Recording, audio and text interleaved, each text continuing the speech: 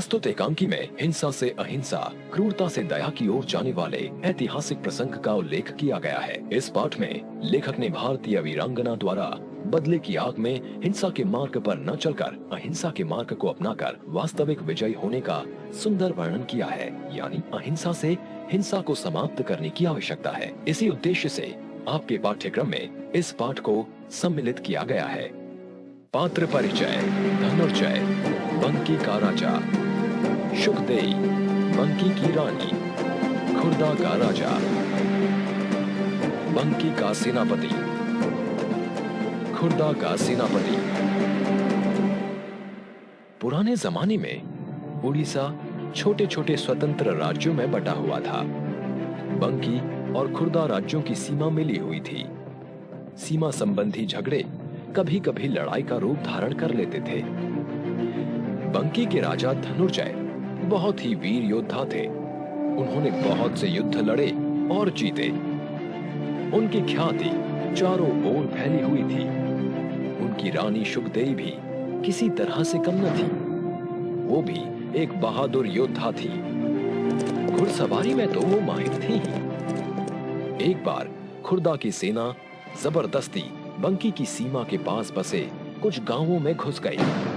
इसकी सूचना मिलते ही धनुर्जय पूरे जोश के साथ अपनी सेना तैयार कर शत्रु का सामना करने के लिए निकल पड़े।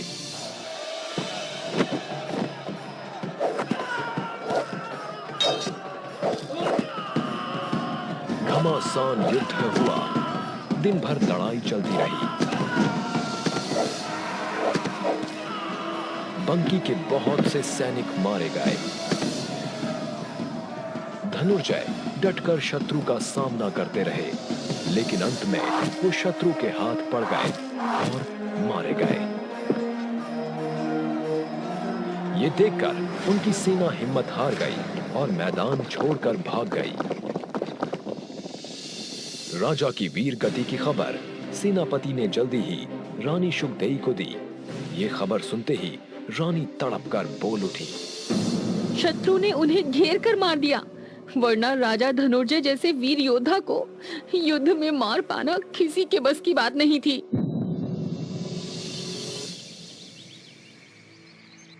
महारानी, हमारे राजा तो वीर गति को प्राप्त हो गए हैं। अब बंकी के जीतने की कोई आशा नहीं रह गई।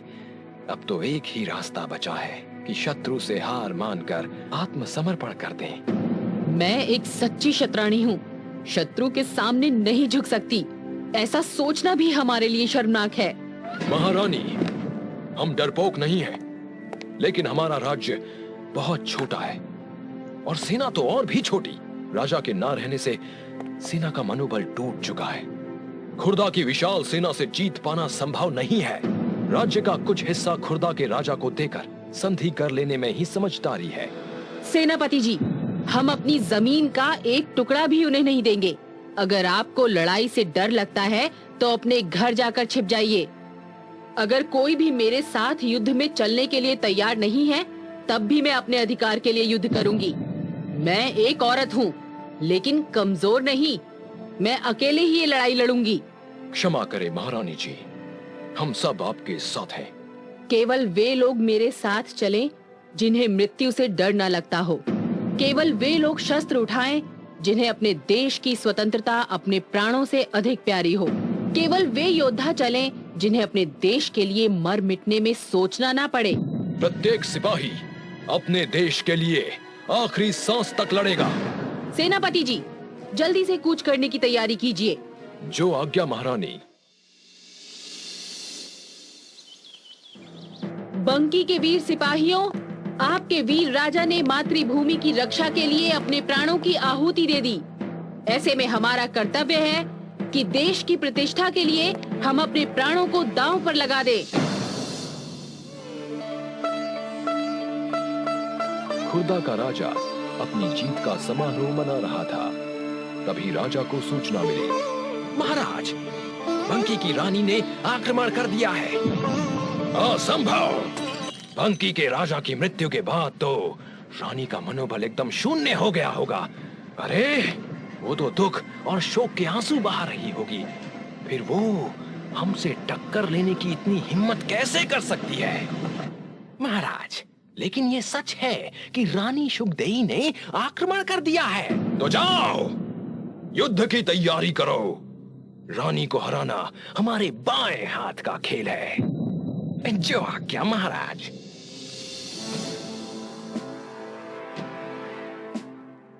वीरों, मुझे आपके साहस पर पूरा भरोसा है। चलो वीरों, आगे बढ़ो और शत्रु के छक्के छुड़ा दो। घमासान युद्ध शुरू हो गया। रानी शुकदेई और उसकी सेना के हौसले बुलंद थे। रानी बहुत साहस और चतुराई से लड़ रही थी। उन्हें देखकर सिपाही भी जोश से लड़ रहे थे। रानी की तलवार हवा में बिजली की तरह चमक रही थी। शत्रु के सिपाही उनके सामने टिक नहीं पा रहे थे।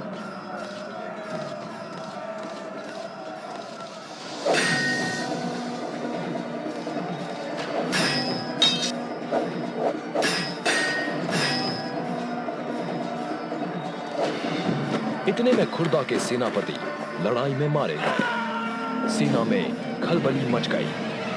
सेनापति के बिना सेना मैदान छोड़कर भाग गई। बंकी की सेना रानी की जय जयकार करती हुई खुर्दा के राजा के खेमे में घुस गई और खुर्दा के राजा को बंदी बना लिया।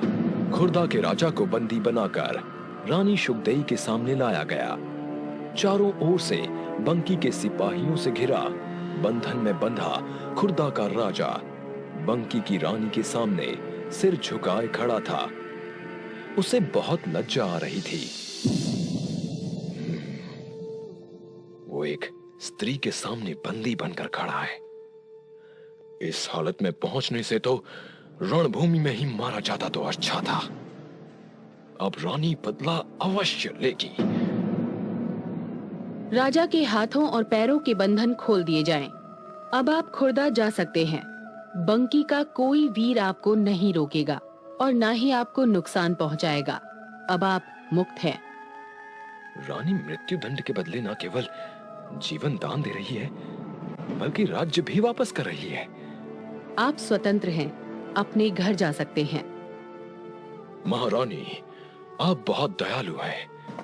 मैंने जो अनर्थ किया, उसके बावजूद आप मुझे जीवन दान दे रही हैं। आप मेरे बंदी हैं। यदि मैं चाहूं तो आपका सिर कटवा सकती हूँ, लेकिन ऐसा करने से मेरे पति तो जीवित न होंगे। जो दुख दे रहा है, वही दुख मैं आपको या आपके परिवार को कैसे दे सकती हूँ? मैंने आपसे युद्ध इसलिए किया था कि मैं बंकी की खोई हुई प्रतिष्ठा वापस ला सकूं। मैंने बदले की भावना से युद्ध नहीं किया था। क्षमा कीजिए महारानी, लेकिन जिसने हमारे राजा को युद्ध में मार डाला, क्या आप उसे यूं ही जाने देंगी?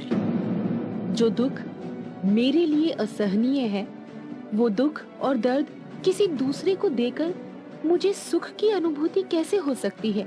ऐसा करने से मेरी जीत में भी मेरी हार है।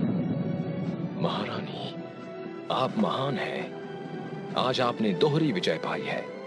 आप न केवल युद्ध के मैदान में जीती हैं, बल्कि आपने मेरा और सारे खुर्दा निवासियों का दिल भी जीत लिया है। मैं हमेशा के लिए आपका ऋणी हो गया। श्रद्धा के रूप में पूरा कुसापल प्रांगण में आपको देता हूं और प्रण करता हूं कि खुर्दा की एक भी तलवार बंकी के विरुद्ध कभी नहीं उठेगी। रानी शुकदेई की सहृदयता की प्रशंसा करता हुआ राजा खुर्दा वापस चला गया। रानी के सम्मान में कुसापल में एक स्तंभ का निर्माण हुआ। रानी शुकदेई की वीरता और महानता का प्रतीक ये स्तंभ आज भी कुसापल में स्थित है।